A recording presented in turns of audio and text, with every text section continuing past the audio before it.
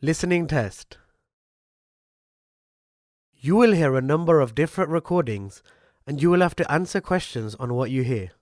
You will have time to read the instructions and questions and you will be given time to check your work. All the recordings will be played once only. The test is in 4 parts. Now turn to part 1. You will hear a conversation between Harry and Andrea, 2 students who have just finished their final exams. First, you have some time to look at questions 1 to 5.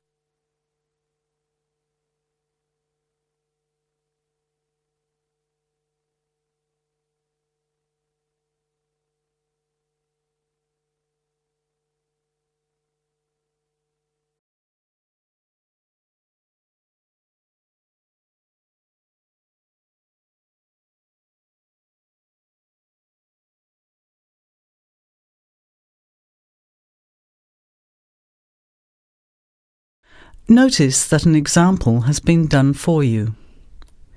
This time only, the conversation relating to the example will be played first.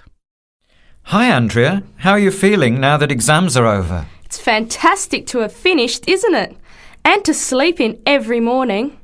What about you? The student is happy to have finished exams, so you circle B. Now, let's begin. Answer the questions as you listen. You will not hear the recording a second time. Listen carefully to the conversation and answer questions 1 to 5. Hi Andrea, how are you feeling now that exams are over? It's fantastic to have finished, isn't it? And to sleep in every morning. What about you? Well, I've been catching up on sleep too, but I've got a lot to do before I leave for England. Perhaps you could give me some advice. I've got a lot of things I can't possibly take back with me, but I don't know what to do with them. Well, it depends on what sort of things they are and whether you're thinking of giving them away or selling them. Well, almost everything. Furniture, the fridge and other kitchen stuff that I bought from the previous tenant. But the new people have already got what they need, so they're not interested in buying stuff from me. I can't afford to give it away, but I'm not sure how to sell it all. Oh, and there are some clothes and books as well. Why can't you take them?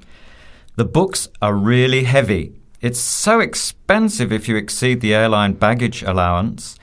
And the clothes just won't all fit in my suitcase. It's amazing how much stuff I've accumulated since I've been here. Anyway, I don't think I'll need as many summer clothes in England as I have here in Australia. I see. Well, there are several alternatives. First of all, you could put up notices around the university about the books. You know, on the notice boards in the Student Union building and in the economics department. Anywhere 2nd and 3rd year students will see them. People are always keen to buy cheap textbooks. OK, what should I say on the notices? Just put the titles, authors and price you want, your name of course, and maybe put your phone number on those little tear-off tags. That's a good idea. And what about the furniture? You could try doing the same thing, but usually students are away all summer, so they don't want to buy furniture now. Another place to try might be a second-hand shop.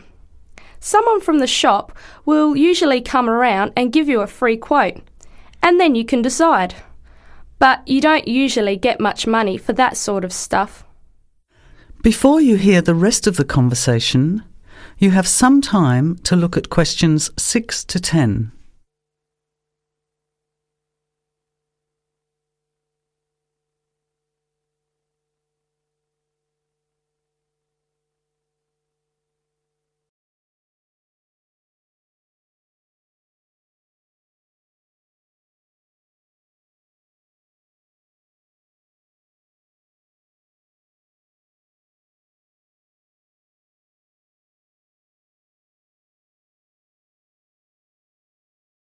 Another alternative is to put an advertisement in the Trading Post.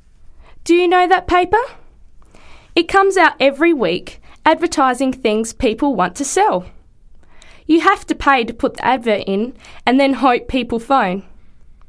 Give them as much information as possible, and if they're interested, invite them to come and have a look. The hard part is agreeing on a price. No, I haven't seen the trading post, but I should have a look at it. And I could advertise the fridge, the microwave and the furniture.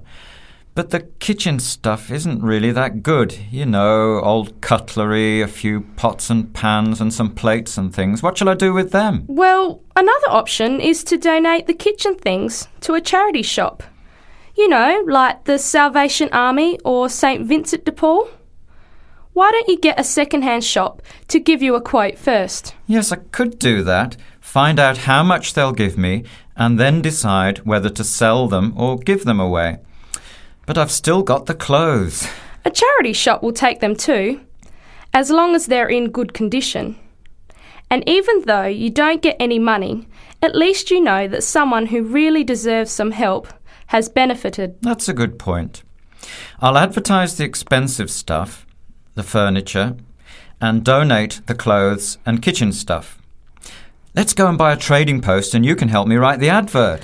Well, actually, I'm interested in buying the fridge and the microwave, depending on the price, of course. OK, let's see how good you are at bargaining. That is the end of section 1. You have half a minute to check your answers.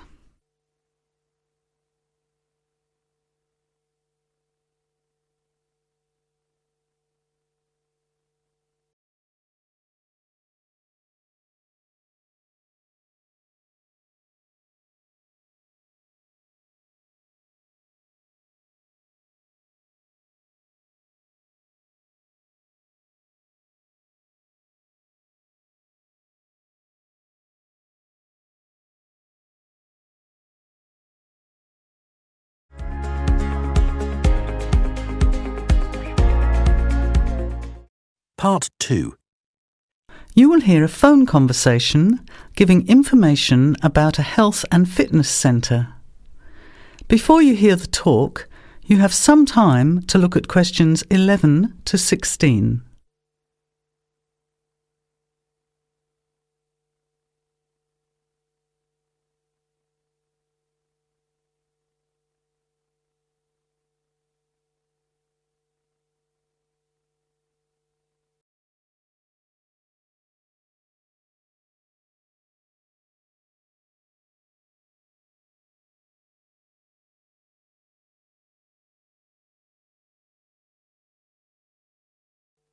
Now, listen carefully to the first part of the talk and answer questions 11 to 16.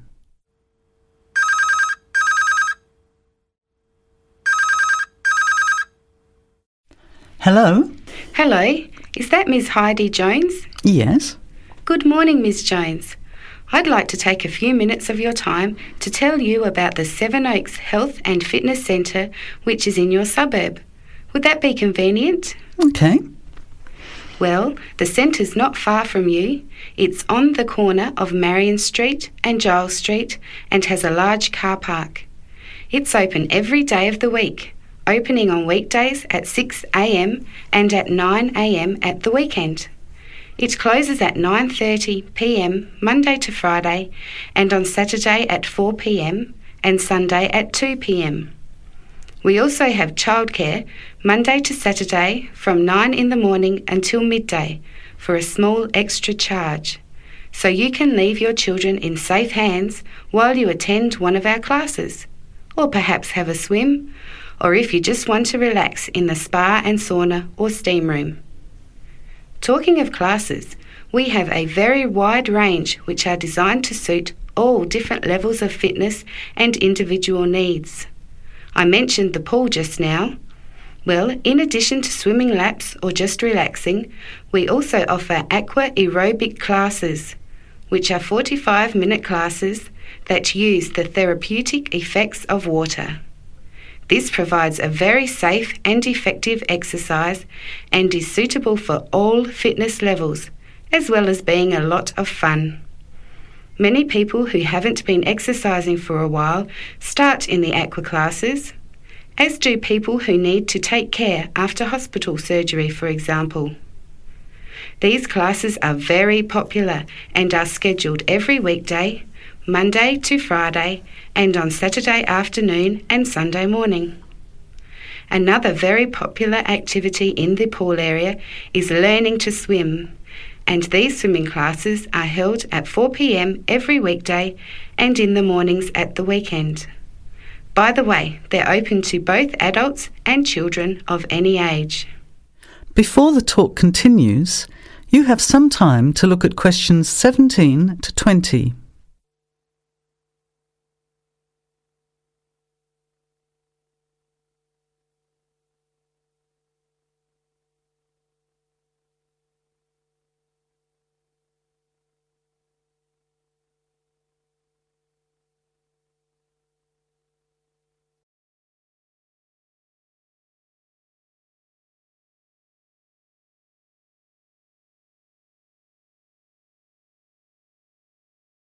Now, as the talk continues, answer questions 17 to 20. Now, it would take too much of your time to tell you in detail about all our programs, as we have a very wide range of activities at different times. However, I'll just outline some of them. Our super circuit classes are extremely popular, and you get a good aerobic workout while toning your muscles. They're easy to learn, as you combine using hydraulic equipment with exercises guaranteed to give you a good cardio workout. The teachers are very good and there's a fun atmosphere. And the classes are very effective in assisting weight loss, relieving stress, lowering blood pressure and generally increasing fitness.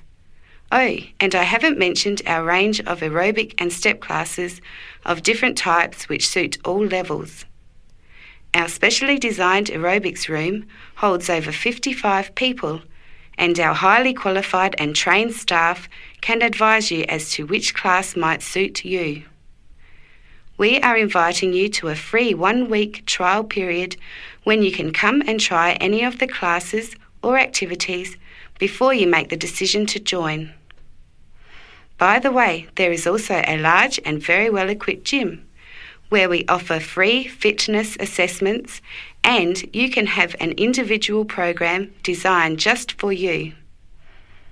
Also, the cardiovascular room has the latest range of machines which help you burn fat, increase your fitness, or just warm up.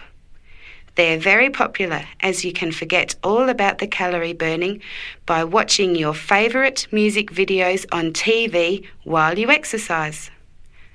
Right now we have a very special new member joining fee offer, which allows 2 memberships for the price of 1, a real bargain.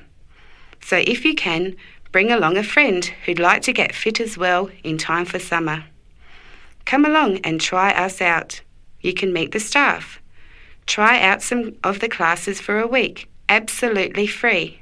And then, if you like us, sign up for only $110 each for 6 months. Thanks for taking the time to learn about the centre, and I hope we'll see you there soon, Heidi. I'll put one of our brochures in the mail for you right now. Bye for now. That is the end of section 2. You have half a minute to check your answers.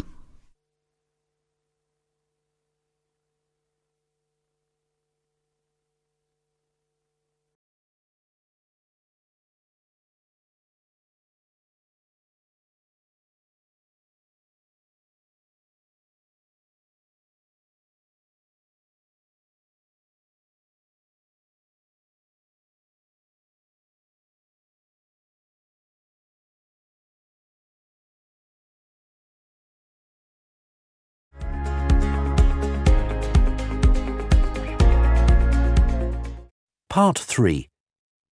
You will hear 2 business studies students, Evelyn and Mark, preparing for a seminar presentation. Before you hear the conversation, you have some time to look at questions 21 to 25.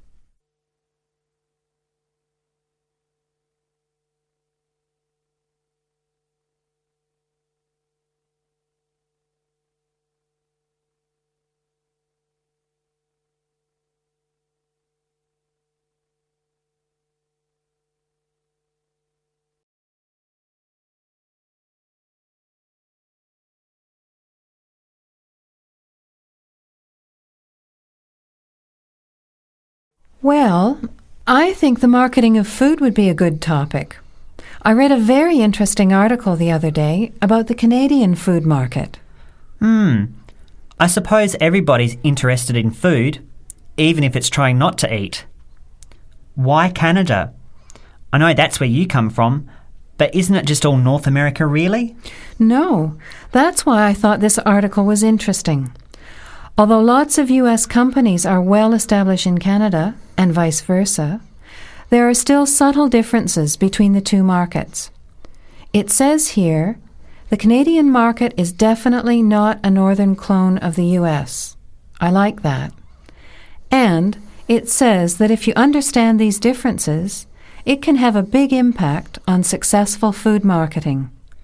So I know that Canada has a big French-speaking population in Quebec. Is this what they're referring to?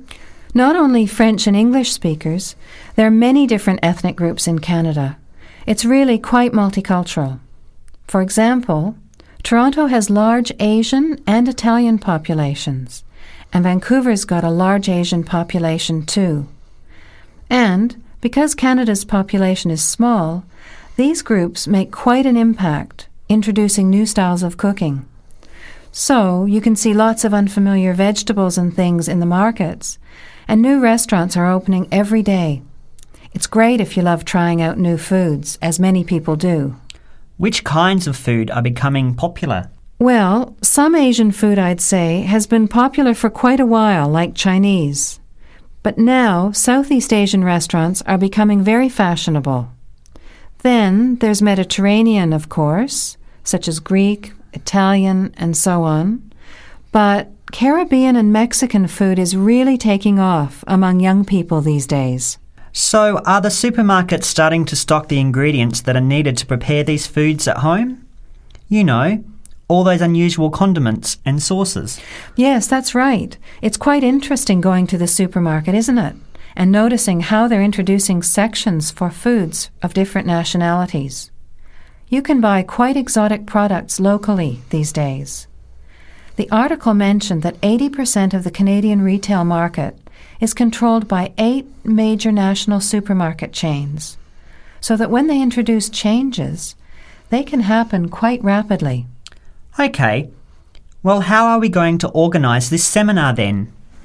I made some notes on the trends in the Canadian market, about changing tastes, and also patterns for where food is consumed. I thought maybe we could summarize it into a chart or table, and maybe use the overhead projector to present it. Good idea. Maybe I could have a look for similar trends and tastes in Australia and the UK for comparison. Let's have a look at what you found. Before the conversation continues, you have some time to look at questions 26 to 30.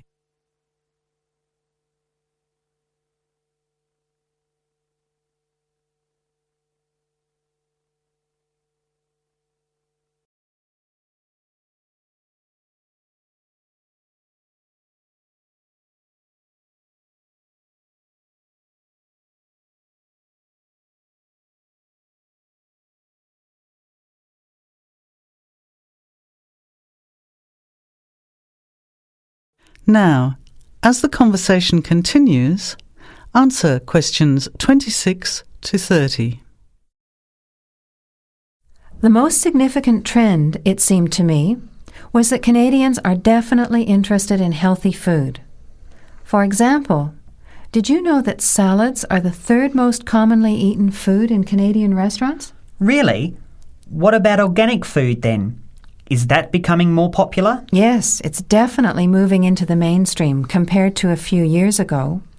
And a recent survey showed that 4 out of 5 shoppers said that they check the fat and nutritional information on the packet when they're deciding what to buy.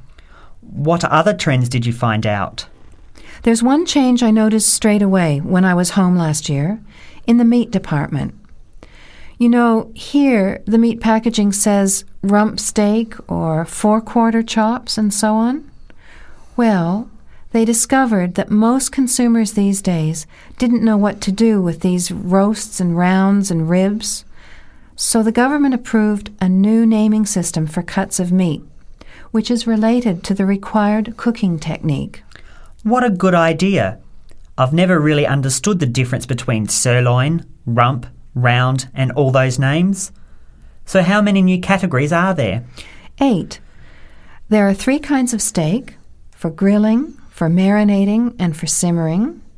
And then there's what they call quick-serve beef, for stir-fries, I suppose. And premium oven roast, pot roast, and stewing beef. It's a great idea, isn't it? I hope it catches on here. I agree. Any other trends that you thought were significant? Well, what's really interesting is what the article called mobile meals. In other words, more and more Canadians are eating meals away from home, but not just eating more junk food. They're projecting a 40% increase in snack food sales over the next 3 years, and the growth is coming from healthy snacks. You know, the ones that have less cholesterol and fat, such as muesli bars, health food bars, and those types of products. Apparently, in the food marketing jargon, they're called nutritious portable foods, which means healthy snacks. The other major trend is that young people are doing more of the food shopping these days, so marketing has to be aimed more at them, as well as more conventionally at the mother. Thanks, Evelyn. I think we'll have an interesting discussion about these trends and the comparisons with other English-speaking countries. I'll see if I can get some information about them to compare with yours, and meet you on Friday to put it together. See you then. Bye. That is the end of section 3. You have half a minute to check your answers.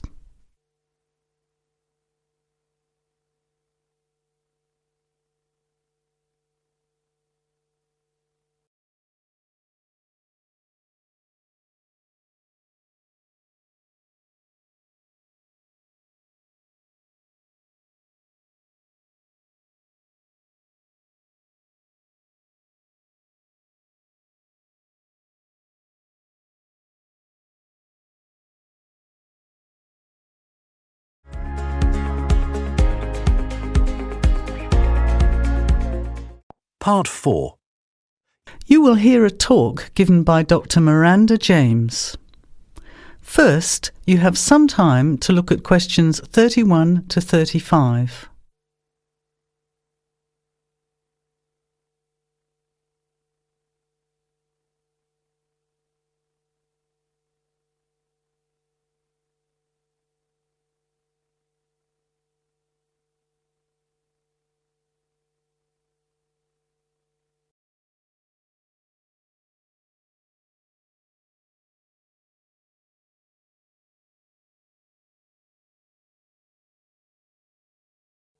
Now, listen carefully to the talk and answer questions 31 to 35. Good afternoon, everybody, and welcome to the first in a series of talks we have arranged for the Overseas Students Association this semester. Dr. James has very kindly agreed to speak to us today on the topic of public speaking, and judging from the large numbers of you here, it's clearly a subject of great interest and relevance. Dr. James. Hello. It's good to see so many of you here, and hopefully what I'm going to tell you will be useful to you both here at the university and in your future employment. Many people avoid speaking publicly, by which I mean in front of, say, 10 or more people. Not because they lack the ability, but mainly because they lack confidence, which is really only due to lack of practice. Today, as a consequence of the influence of television, audiences expect speakers to be relatively brief and to the point, in addition to being well-informed and interesting or entertaining. Probably the most important part of public speaking is what you do beforehand, by which I mean preparation. This includes practical details, such as knowing precisely what your topic is and exactly how long you are expected to talk for. You should also plan the content thoroughly. A good strategy is to write out the content as you intend to say it, and then make brief notes, preferably on small cards, which you use to talk from. This way you sound more natural. You incorporate pauses while you look at your notes, and you can then look at your audience while you are speaking. Never read your speech without looking at the audience. Eye contact is a very important part of communicating with an audience. So deliberately move your head and look around at your audience.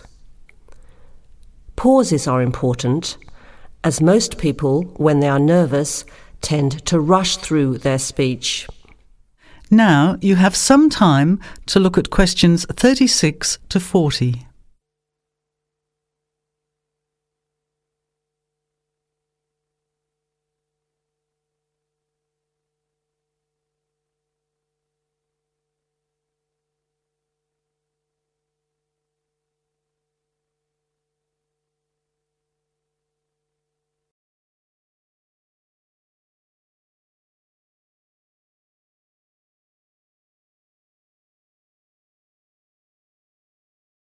Now listen and answer questions 36 to 40.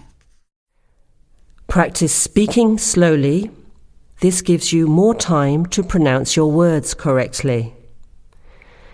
It's always easier for your audience to listen to someone whose speaking is clear and calmly paced, so that they can understand the ideas being explained. And the bigger the group, the more slowly you should speak. Remember to project your voice, speaking clearly to the person furthest away from you. It's a good idea to rehearse and record yourself. Pay attention to your intonation when you listen to yourself. It's even harder if you're speaking in a second language, I would imagine. But there's nothing worse than listening to a flat, monotonous voice. So try to vary your tone and rhythm. This will add meaning to your words.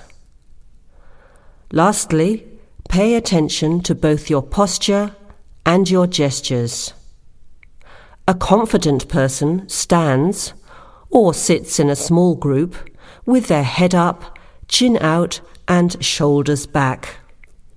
Try to avoid scratching or fiddling with your hair or beard, or pens, jewellery, and so on. These movements can distract and irritate your audience. Yet you may be unaware of them yourself. Another reason for rehearsing, preferably with feedback from a friend, or better still, on video. I hope these few tips will make your experience of speaking in public a little easier. Remember, practice makes perfect. That is the end of part 4. You now have half a minute to check your answers.